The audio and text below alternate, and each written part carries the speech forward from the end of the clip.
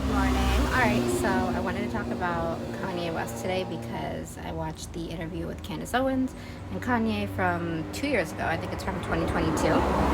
And like even 2 years ago when all the comments first came out, the whole issue started when Kanye tweeted the DEFCON 3 thing and everyone said he was anti-Semitic and he lost all his brand deals and everything, and everyone just immediately said he was crazy. And I remember at that time I was literally speaking to my dad about it and I was like, he's not crazy. And I just like knew about this tactic that the media does because this actually happens like in my own life. Like, all right, for example, I have anxiety about things and OCD also.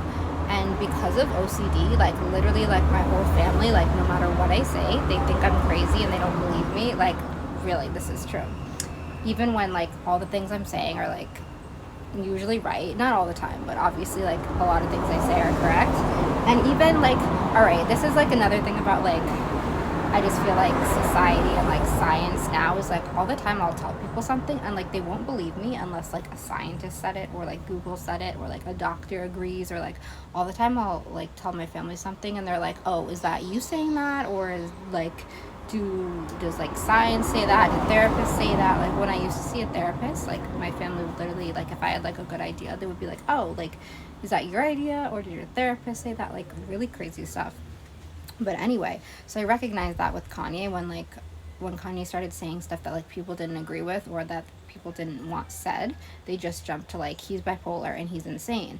And obviously I could tell that just even if someone is bipolar, which I don't think he is, like I think he was wrongly diagnosed, even if he is bipolar, I don't think he was fairly diagnosed. Like I think the case of his diagnosis was literally Hollywood not liking what he was saying, and so they put him on a 72-hour psych hold, which by the way, this is like a big problem in the US. Like people can do this without proof, like without providing proper evidence. You can actually get locked in a hospital for 72 hours. And this is a tactic that they use a lot in Hollywood. And so that's what I think happened to Kanye West. I don't think he was fairly diagnosed at all. I think this was something the media was doing because if they say you're bipolar, they can just discount everything you say. And I think the problem with Kanye is that he has so many ideas in his head. So the way that he expresses things does make him seem like crazy, I will say, but like if you listen to what he's actually saying, he's not crazy. Just the way he expresses it, he's very hyped up. But I think the other reason for that is because people are so quick to call him crazy and to like cancel him, and so he doesn't get like a fair chance to say what he's trying to say. But anyway, in the interview with Candace Owens, he's talking about a lot of stuff, and I think one thing that is so crazy is that people were freaking out saying he was anti-Semitic and all this stuff, yet he literally has so many Jewish people in his life in Hollywood doing contracts, doing business with him. And so there's like a good chance that he has something truthful to say, something that we don't know. And Kanye was also talking about how Michael Jackson was killed. Kanye has said like how his mother was sacrificed for the industry, and rather than all of us like rolling our eyes saying he's crazy, I feel like we should actually listen to what he's saying, because it's another thing Candace always talks about too. And there's this book she recommends that I want to read. I think it's called like Hollywood Babylon, and that book talks about how like stars in Hollywood were literally created to be false idols, like how the Old Testament speaks about like don't worship idols. And so many crazy things have happened, like with Britney Spears and Marilyn Monroe. And not to like, I don't think we should all like focus on this in our life. Like, who cares what Hollywood's doing? However, like we are influenced by all these people and what they say and what they think and things like that.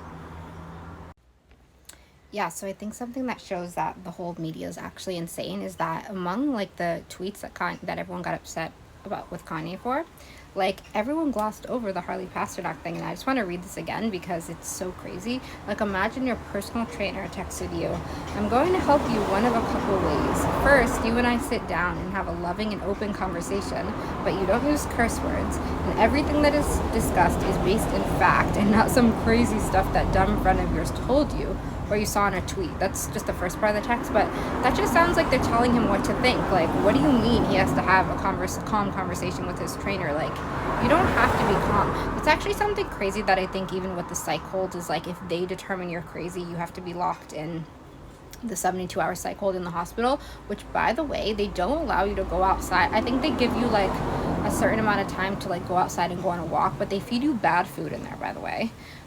What they do is every 15 minutes at night, they like monitor you and check and make sure you're not trying to kill yourself. So they literally, you're in a room, and every 15 minutes they come in and make sure like you're good. But like they also have like double beds in the rooms. People in there are like shouting crazy things because they drug you out of your mind. I hope this video is not going to get taken down, but they literally give you Ativan, which like fully knocks you out. If they give you too high of a dose, which fully happens in there, you don't remember what went on at all. Like you have zero memory. It's as if you blacked out and got drunk. And imagine if someone is doing this like in a sinister way, like in Hollywood with Kanye, because that's how the psych holds are done just in general, when it's not even sinister, when it's maybe like family members trying to help you. But imagine if it's done in Hollywood to prevent you from saying things that they don't want you to say. So it's really crazy. But anyway, back to this text. Yeah, so the second part of this text says, second option, I have you institutionalized again, where they Medicare the crap out of you, and you go back to zombie land forever. Play date with the kids just won't be the same.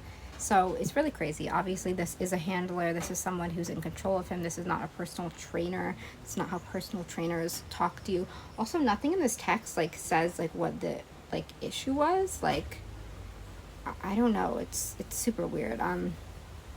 But anyway, yeah, this is how like celebrities are treated. People who are like geniuses, people who are super creative, who have made so much money.